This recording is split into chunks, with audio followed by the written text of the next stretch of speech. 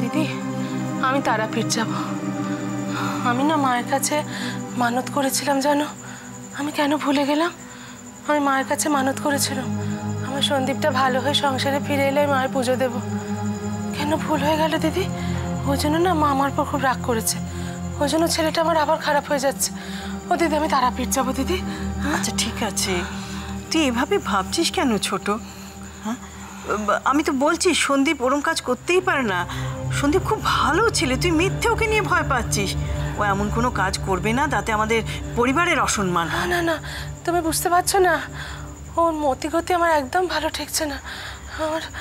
ও দিদি চাই না দিদি, আমি না ঠিক 2 দিনের জন্য যাব আবার পুজো দিয়ে ফিরে আসবো। একটু সামলাতে পারবে না দিদি? হ্যাঁ ও দিদি খুব অসুবিধা হয়ে যাবে দিদি, যাই। হ্যাঁ হ্যাঁ সে তো অসুবিধা খানিকটা হবেই, তুমি থাকবে না, ও পুরো অষ্টমঙ্গলা করতে আসবে, এসব দিক কে সামলাবে বলো তুমি ছাড়া? ও পুরো অষ্টমঙ্গলে আসছে না জানি, খুব অসুবিধে হোক ও দিদি, আমার মন মানছে না, আমার মনটা খুব বলছে জানো তো, আমি একবার গিয়ে মাকে পুজোটা দিয়ে এলে আমার ছেলেটা আবার ভালো হয়ে যাবে, এই খারাপ সঙ্গ থেকে বেরিয়ে আসবো। দিদি যাবো দিদি, যাই না। আচ্ছা ছোট, আমি কি কখনো তোকে কোথাও যেতে বারণ করেছি? ঠাকুরপো ওর মন যখন চেয়েছে ও বরং ঘুরেই আসুক। আমরা অপুর ব্যাপারটা ঠিক সামলে নিতে পারবো। যা ছোট। হ্যাঁ সে তো সামলাতেই হবে, কিন্তু আমি বলছিলাম যে অপুরা অষ্টমঙ্গলা সেরে গেলে তারপর তুমি গেলে ভালো হতো না? না না ঠাকুরপো, ওটা কেন বলছো? তাছাড়া আমাদেরও তো অপুর বিয়ের পর একটা পুজো দেওয়ার ব্যাপার ছিল, সেটাও তো আমরা করে উঠতে পারিনি। তুই বরং ছোট একটা কাজ করিস, অপুর নামে পুজোটা দিয়ে দিস। যা তুই সুজনকে নিয়ে চলে যা। সুজনকে নিয়ে চলে যাব? না না না না না না না, সুজনকে নিয়ে গেলে তোমাদের অসুবিধা হবে খুব, ও হাতে হাতে কত কাজ করে দেয় না, ওকে নিয়ে। আমি এক কাজ করি দিদি, আমি বড়দাকে বরং ডেকে পাঠাই। হ্যাঁ দাদাকে? তাও তো ঠিক, বড়দার তো এই বয়সে আবার এতখানি আমার সঙ্গে যাবে। আচ্ছা ঠিক আছে, রাজাকে ডাকি। হ্যাঁ হ্যাঁ সেটা বরং ঠিক হবে। আর শোন, তুই একটা কাজ করবি, তুই তারাপীঠে পুজোটা দিয়ে না বাপের বাড়িতে 2 দিন কাটিয়ে আসিস, এমনিতে তো তোর যাওয়াই হয় না। বাপের বাড়ি? না না না না, অতদিন থাকলে তোমার খুব অসুবিধা হয়ে যাবে, অতদিন তুমি একা একা সামলাতে পারবে না। না না দরকার নেই, আমি যাব পুজোটা দিয়ে আবার ওই পথে ফিরে চলে আসবো। না রে ছোট, আমাদের কোনো অসুবিধা হবে না, আমি আর ঠাকুরপো মিলে ঠিক সামলে নেব। তুই যা, কটা দিন ঘুরে আয়, তোর বিশ্রামও হবে, মনটাও ভালো হবে। ও মা, আপনি এভাবে কেন বলছেন মিসেস পাকরাশি? আপনি যখন ইনভাইট করেছেন অপর্ণা নিশ্চয়ই আসবে, আমি ওকে নিজে নিয়ে আসবো। হ্যাঁ ঠিক, মেয়েটা সত্যি খুবই ভালো, সবাইকে এত আপন করে নিয়েছে। ও সবাই আসছেন? বাহ, তাহলে তো অপর্ণার সঙ্গে সবার আলাপ হয়ে যাবে। না না, অপর্ণা যদি আপনাদের সঙ্গে জয়েন করতে চায় আমার তাতে কোনো আপত্তি নেই, বরং আমি খুশি হব। হ্যাঁ হ্যাঁ, ওকে ওকে, বাই, দেখা হবে।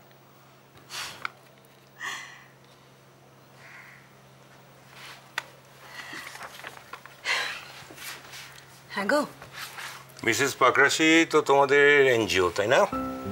হ্যাঁ, ওরা অপর্ণাকে ইনভাইট করছে। তুমি কি করে জানলে?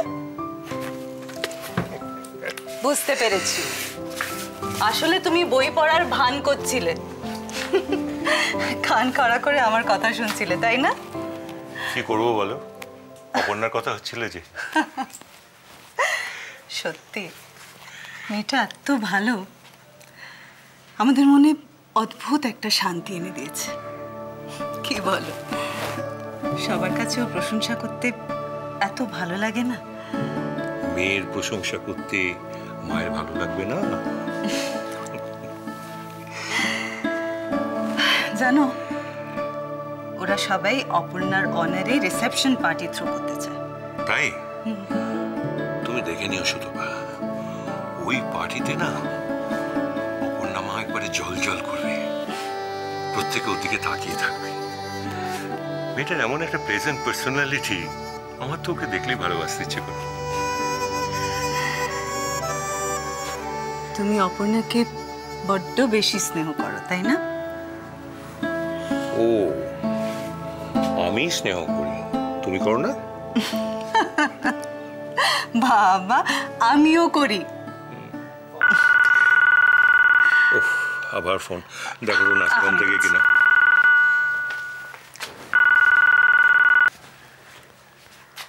হ্যালো, ও মনতোষ বাবু, ভালো আছেন তো? আমরা সবাই খুব ভালো। অপর্ণা মাও খুব ভালো আছে। হ্যাঁ হ্যাঁ হ্যাঁ, এখানেই আছেন, ধরুন ধরুন। হ্যাঁ বলুন। হ্যাঁ, ও আপনি আসবেন অষ্টমঙ্গলে নেমন্তন্ন করতে? হ্যাঁ হ্যাঁ, নিশ্চয়ই নিশ্চয়ই আসবেন, নিশ্চয়ই আসবেন।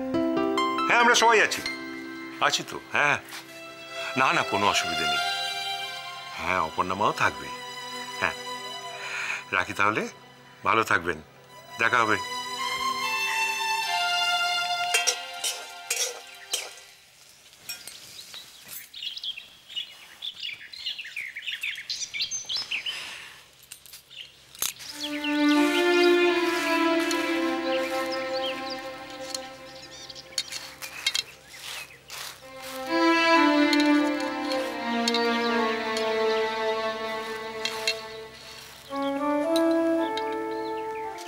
রাই, দেখেছিস অপর্ণার আশীর্বাদে ও শ্বশুর বাড়ি থেকে কি সুন্দর একটা জড়োয়ার নেকলেস দিয়েছে? তুই যে কি বলিস, আমার তো মনে হয় রাইয়ের শ্বশুর বাড়ি থেকে রাইকে যে নেকলেসটা পাঠিয়েছিল ওটা উপর নেকলেসের থেকেও সুন্দর। কি সুন্দর ডিজাইন, আমার এখনো মনে আছে। ও মা, তাই তো। হ্যাঁ রে রাই, খালি গলায় কেন আছিস? যা নেকলেসটা পরে আয়। তোর না কিচ্ছু মনে থাকে না কেন? কেন কি? রাইয়ের বিয়েটা ভেঙে যাবার পর ও শ্বশুর বাড়ি থেকে সেই নেকলেসটা ফেরত নিয়ে গেল না? ও মা, তাই তো।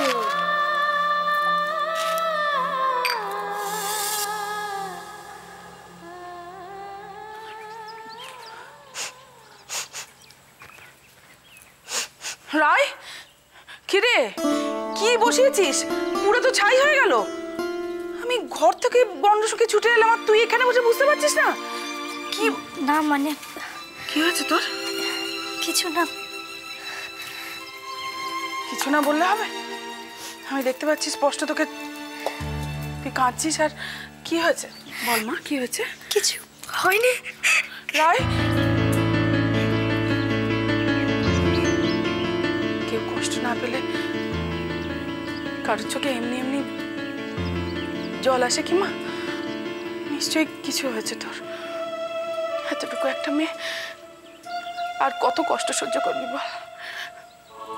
আসুন। না না না, আমাকে নিয়ে চিন্তা করার কোনো ব্যাপার নেই, ব্যস্ত হবে না। আরে ব্যস্ত তো হতেই হবে, আমি বেহাই মানুষ। মা কাকিমা সবাই ভালো আছে?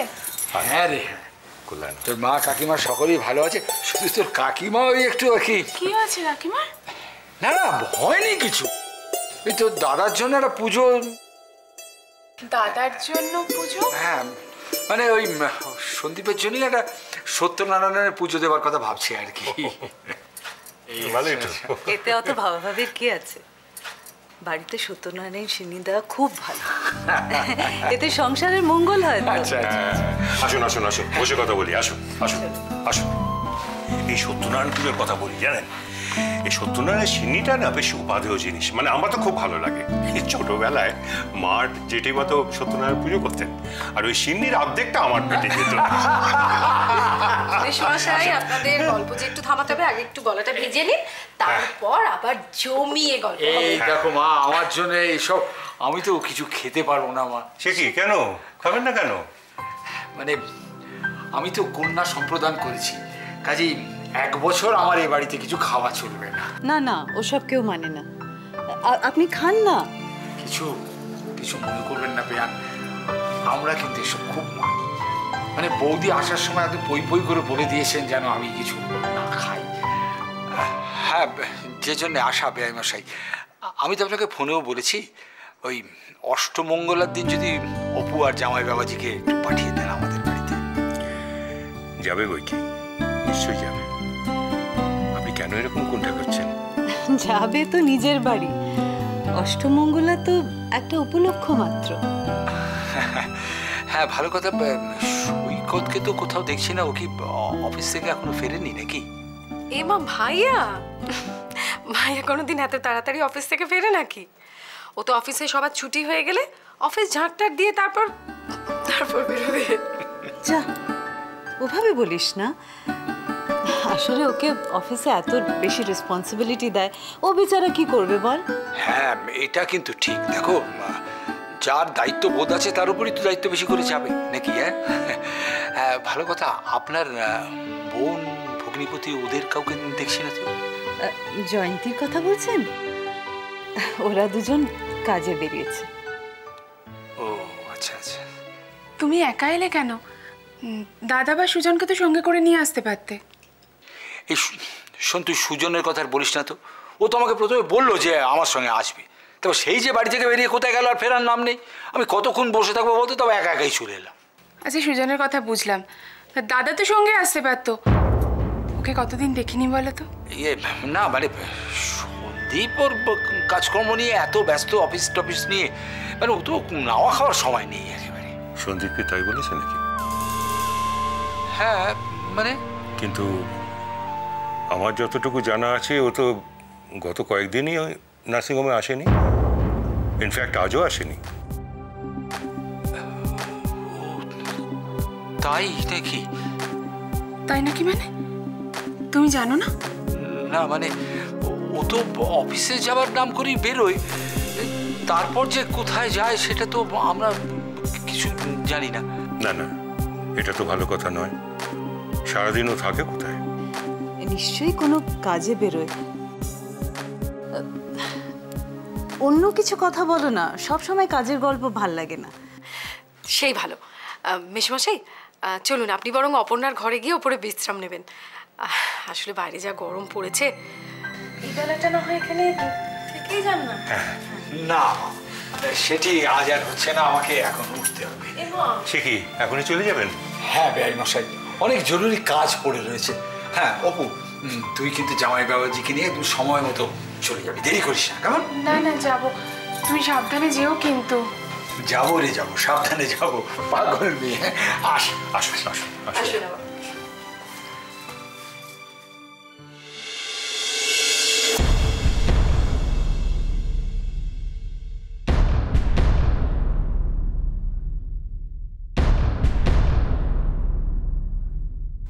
না না মিস্টার মল্লিক, আমি আমার কিছু ডিসিশন চেঞ্জ করেছি। আমি আবার নতুন করে বিল করতে চাই। নতুন করে? যদিও আমার বলাটা ঠিক না, তবুও বলছি। স্যার বলছিলেন এর আগে যে উইলটা আপনি তৈরি করেছিলেন সেটাই যথেষ্ট বিচক্ষণতার পরিচয় ছিল। হ্যাঁ উনি ঠিকই বলেছেন, আমি অনেক ভেবেচিন্তেই আগের বিলটা করেছিলাম। কিন্তু এখন আমার মনে হচ্ছে সেই বিলে কিছু চেঞ্জ দরকার। বেশ বলুন, স্যার এলে আমি জানিয়ে দেবো। হ্যাঁ, কি জানেন তো মিস্টার মল্লিক, সময়ের সঙ্গে সঙ্গে আমরা একজন মানুষকে নতুন করে জানতে পারি, চিনতে পারি। অনেক সময় প্রায় সম্পূর্ণ নতুন একজন মানুষ। ফর এক্সাম্পল, ধরুন আপনি আজকে আমার কাছে একরকম, কালকে কিন্তু এরকম নাও থাকতে পারেন, অন্যরকম হয়ে যেতে পারেন, সম্পূর্ণ আলাদা একজন মানুষ হয়ে যেতে পারেন। আজকে এই বয়সে এসে আমার মনে হয় মিস্টার মল্লিক, আমিও বোধহয় সঠিকভাবে মানুষ চিনতে পারিনি।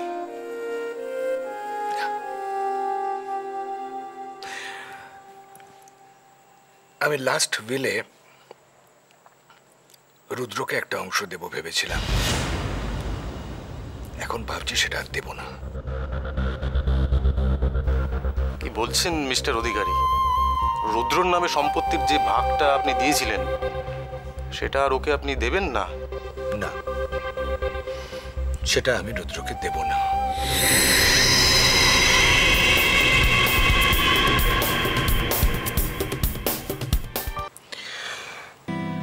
ও আচ্ছা। আমার মনে হয় রুদ্রর প্রাপ্য আরো অনেক বেশি। আর তাছাড়াও আমার একমাত্র সন্তান, আমার যা কিছু আছে সবই তো ওরই পাওয়ার কথা। You are right, you are absolutely right. এটা আমার এখন মনে হচ্ছে, যদিও একটা সময় আমার মনে হয়েছিল যে রুদ্রকে সম্পত্তি থেকে বঞ্চিত করাটাই বাঞ্ছনীয়, কিন্তু এখন মনে হচ্ছে না। ছেলেটা আমার আগের থেকে অনেক বদলে গেছে মিস্টার মল্লিক। তাহলে কি আবার নতুন করে আমি উইল তৈরি করব মিস্টার অধিকারী? হ্যাঁ, আপনি আবার নতুন করে উইল তৈরি করুন। আমি সবাইকে তাদের প্রাপ্য অধিকারটুকু দিতে চাই, কেউ যাতে কোনোভাবে বঞ্চিত না হয়।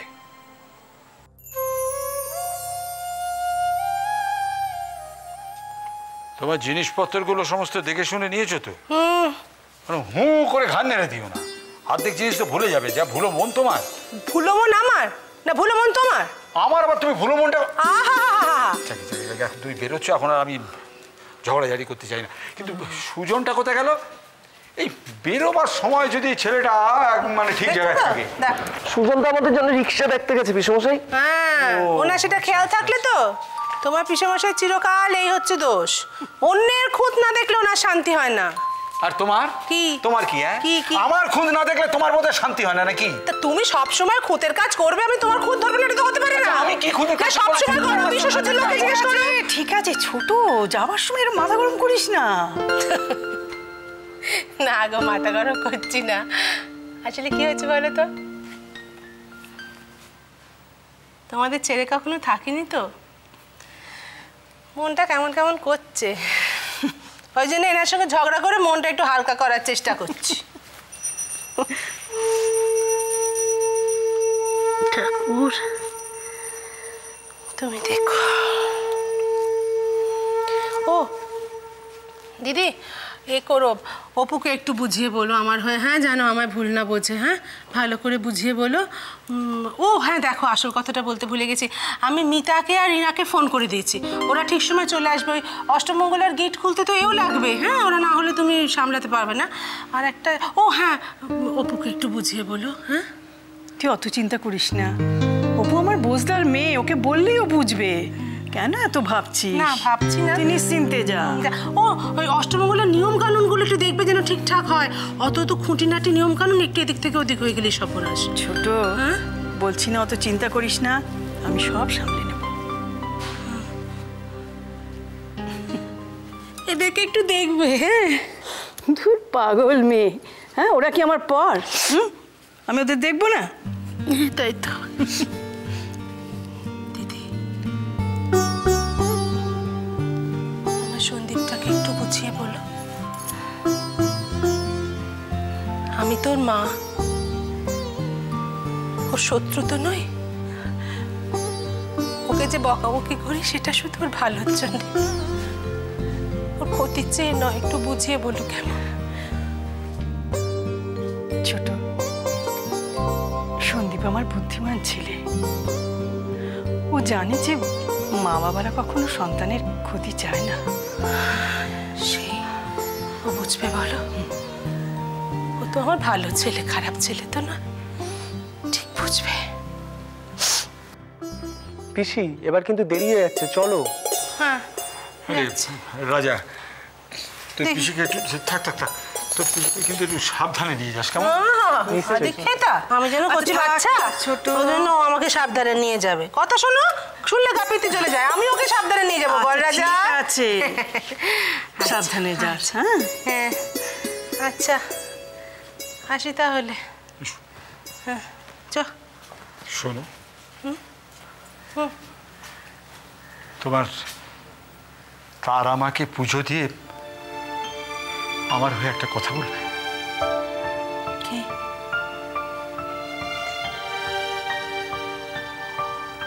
আমার সংসারে অভাব অনটন যা আছে থাক,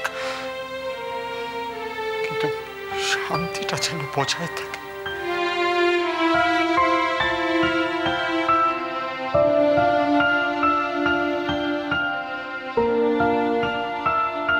আসি আসি। দুগ্গা দুগ্গা